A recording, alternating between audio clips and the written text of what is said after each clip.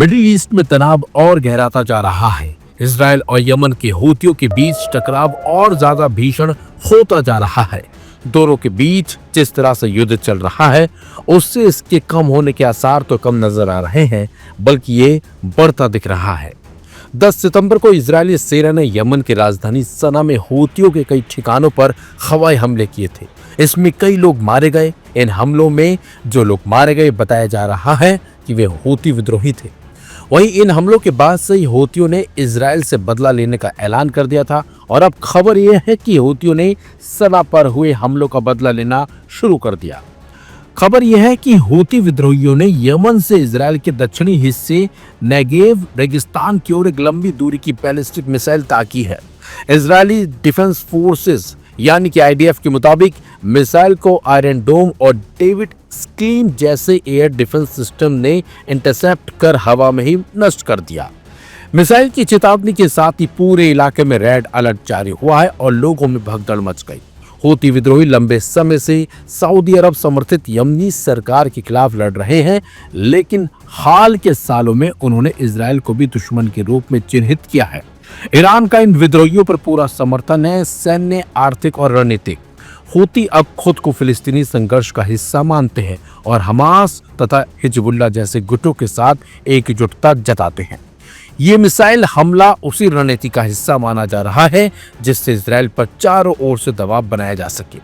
वहीं इस घटना के बाद अंतर्राष्ट्रीय प्रतिक्रिया भी तेजी से सामने आई है। अमेरिका ने इजराइल के आत्मरक्षा के अधिकार का समर्थन किया है और ईरान को चेतावनी दी है कि वो अपने प्रॉक्सी गुटों को नियंत्रण में रखे।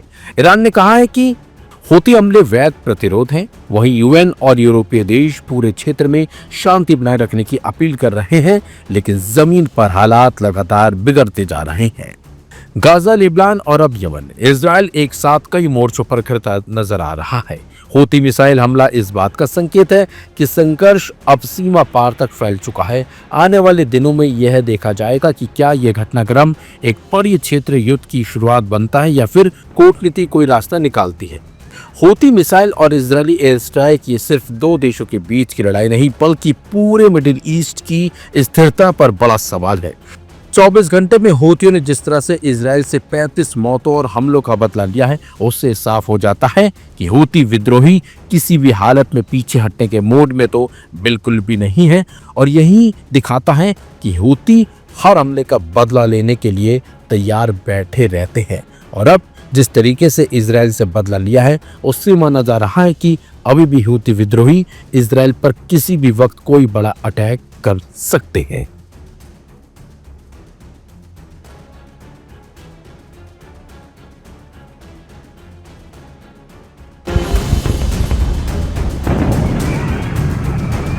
मिडिल ईस्ट में तनाव एक बार फिर खतरनाक मोड़ पर पहुंच गया और इसकी मुख्य वजह है इजराइल और उसके मुस्लिम देशों पर किए जा रहे हमले।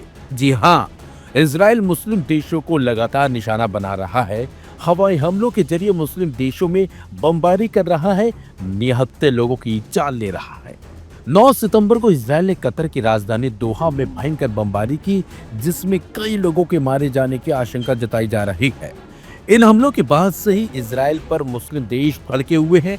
ईरान ने हमलों की निंदा की और कतर ने बदला लेने की बात कही, लेकिन ऐसा लगता है कि इजराइल को इन धमकियों से कोई फर्क नहीं पड़ रहा। यही वजह है कि इजराइल ने बुधवार यानी कि 10 सितंबर को यमन की राजधानी सना पर ताबड़तोड़ हमले कर डाले हैं। माना जा रहा है कि इन हमलों में भी कई लोग मारे गए हैं।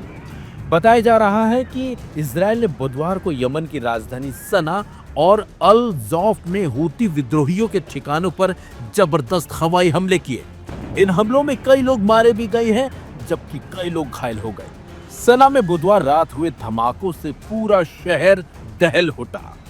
इजरायली वायुसेना ने दावा किया कि उसने हूती विद्रोहियों के सैन्य कमांडर सेंटर, ईंधन डिपो और अन्य महत्वपूर्ण ठिकानों को निशाना बनाया है। सना में हुए धमाकों की आवाज कई किलोमीटर दूर तक सुनी गई है। सोशल मीडिया पर सामने आई वीडियो में भारी तबाही और आग की लपटें देखी जा सकती हैं। वहीं हूती स्वास्थ्य मंत्रालय के मुताबिक इन हमलों में कम से कम 35 लोगों की मौत हुई है और 130 से ज्यादा घायल हुए हैं। घायलों में कई बच्चे और महिलाएं भी शामिल हैं। वहीं इजरायली सेना का दावा है कि इन ठिकानों का इस्तेमाल गाजा में हमलों के लिए मिसाइल और ड्रोन लॉन्च करने के लिए किया जा रहा था। इससे पहले हूथियों ने रेड सी के रास्ते इजरायली जहाजों और एक एयरबेस पर हमला किया था। सना के लोगों ने न्यूज एजेंसी रॉयटर्स को बताया कि हमला दो पहाड़ों के बीच एक गुप्त ठिकाने पर हुआ, जिसे कमांड और कंट्रोल मुख्यालय के रूप में इस्तेमाल किया जाता है। इजरायली सेना के रेडियो ने बताया कि हमले के निशाने पर हूती मुख्यालय और सैन्य शिविर थे।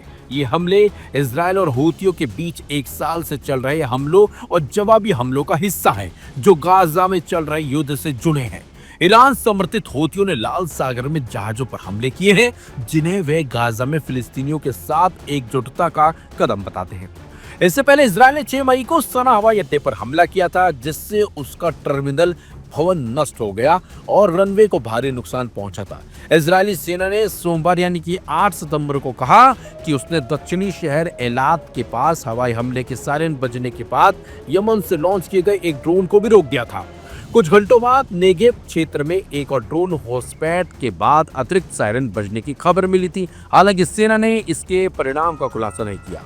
कतर के बाद लेकिन जिस तरीके से यमन पर हमले इजरायल ने किए हैं, उससे हूती भड़के हुए हैं और वो जल्दी इन हमलों का बदला ले सकते हैं। फिलहाल देखना होगा कि हूती इन हमलों का बदला कैसे, कब और किस वक्त लेते हैं, क्योंकि हूतियों ने भी इजरायल की कहीं ना कहीं नाक में दम कर रखा है।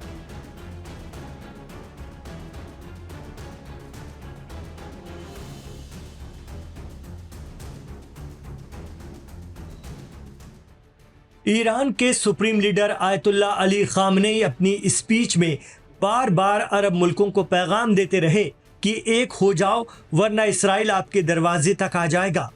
वो आरोप लगाते हैं कि इसराइल सिर्फ ग्रेटर इसराइल के सपने को पूरा कर रहा है, उसे जमीन चाहिए और अरब देश भले ही इसराइल से कितने भी समझौते कर लें, लेकिन वो अपने लक्ष्य को नहीं भूलता। इमाम खामनेई की बात सच साबित हो रही है। कतर में घुसकर इसराइल ने जिस तरह हमास नेताओं को निशाना बनाया है, उससे ये साफ हो गया है कि इसराइल अरब दोस्तों को भी कुछ नहीं समझता। अब कतर कितनी भी लकीर पीटे, कितनी भी बातें करे, कितना भी गुस्सा दिखाए, इसराइल और अमेरिका को कोई फर्क पड़ने वाला नहीं। उल्टा प्रेसिडेंट ट्रंप कह रहे हैं कि हमने कतर को हमले की खबर दी थी और कतर इससे इनकार कर रहा है। वो साफ कह रहा है कि ट्रंप झूठ बोल रहे हैं। जब ईरान अमेरिका और इसराइल के खिलाफ आक्रामकता दिखाता है तो यही अरब मुल्क कहते हैं कि ईरान इसराइल एक हैं, ईरान अमेरिका मिले हुए हैं।